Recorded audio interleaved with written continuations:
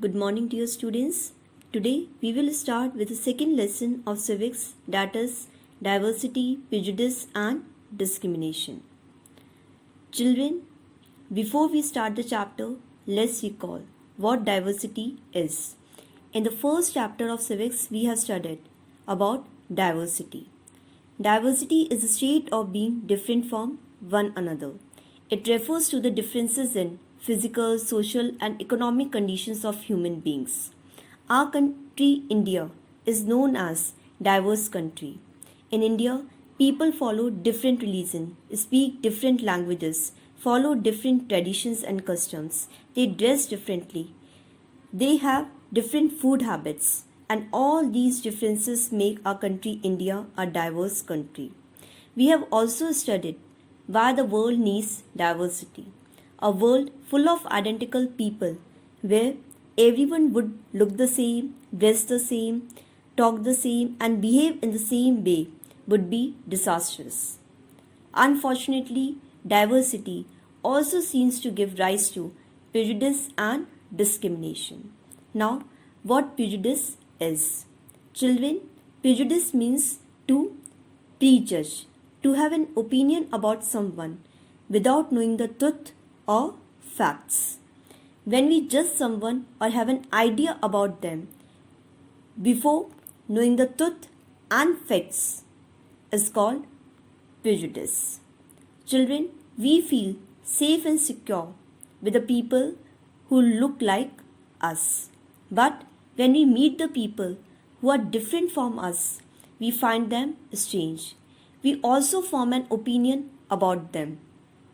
So, to judge other people negatively or to see them as inferior is prejudice. And sometimes our prejudice about others is so strong that we make them feel neglected and inferior. Sometimes we may even act in ways that may hurt them. So, thinking in mind about somebody negatively or inferiorly is prejudice. But when we express this feeling of prejudice in action, it is called discrimination. The people involved in sweeping or garbage collection are treated as lower caste people. Children, we would invite our friends home for a meal, but we would hesitate to have a meal with the people who collect garbage. This is just an example. There is a discrimination in the society on the basis of caste, color, race, religion, gender, etc. You might have seen in your class also that some students who are fatty or thin or having dark complexion or having problem in proper hearing or seeing, or those who are coming from the poor families or from Dalit families, or those who are in some way or the other different from the rest of the class are teased by their classmates. This is a discrimination in your class. It must be avoided. People who are discriminated against this way feel sad, lonely and hurt. And such acts of discrimination are born out of prejudice. So, let's first see discrimination on the basis of color. People have a prejudice against people with dark skin in many places in India. Sometimes they are treated differently and sometimes unfairly. They are discriminated, separated, and looked as if they are inferior. So, on the basis of color, if we are judging people with dark skin as inferior, then it is known as discrimination on the basis of color. And such kind of discrimination takes place in marriage, workplace, and school too by the classmates. And it has been observed that often a black complexioned man is given the name Kalu or Blackie.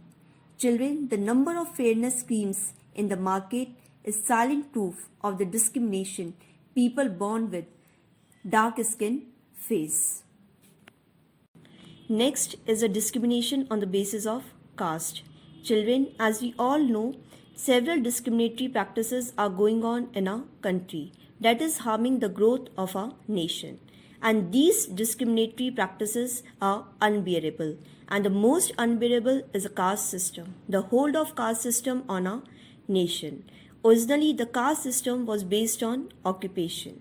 But later, the Varna system, which divided society into four classes, Brahmins, Kshatriyas, Vaishyas, and Shudras, formed the basis for the Indian social system. And individuals' status and influence in society were determined by birth. The Brahmins were the priests who had access to sacred literature and performed sacrifices and rituals. The Kshatriyas were the warriors, and the Vaishyas were the merchants. The lowermost were the Shudras, who were the laborers. They were treated as outcasts and called untouchables, achut in Hindi. They could not even use the same well which the upper caste people use. They could not even enter the home of the upper caste people. And they were not allowed to visit the same temple which the upper caste people went to. They were humiliated, and their mere presence was thought to pollute the environment. So the people were discriminated on the basis of caste. Due to this, after independence, untouchability has been completely abolished. It has been banned, and its practice is a criminal offense. Now, if we treat somebody as untouchable, then this practice is regarded as a criminal offense. It means that we have committed a crime. So, government has taken many positive steps to provide relief to the people who were considered outcast. Special provisions has been made in the form of scholarships, reservations in colleges, universities, public sector undertakings and government services to uplift scheduled caste, scheduled tribes and other backward classes. Children, in India, many people fought against the caste system, but the most prominent among them was Dr. B.R. Ambedkar. He was an eminent lawyer and social activist. He was the chief architect of the Indian Constitution. He was also the first law minister of independent India. He was a Dalit. He belonged to the Maha caste, which was considered untouchable. Till the end of his life, he fought against the prejudices of the caste system and the ill treatment of women. In 1951, he introduced the Hindu Code Bill in Parliament, which tried to give women equal rights.